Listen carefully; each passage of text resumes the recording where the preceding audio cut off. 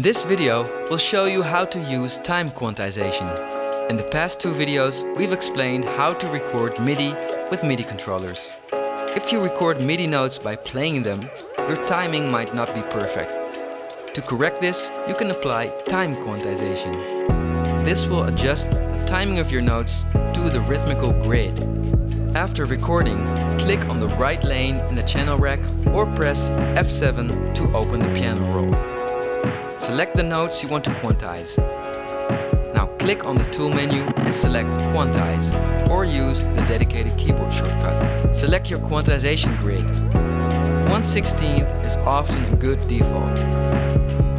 You can also adjust the quantize strength.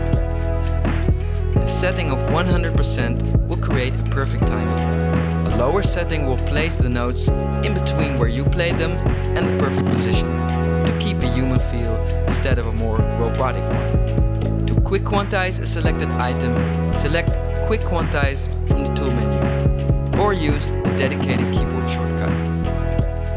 Now you have learned the basics of quantizing MIDI notes.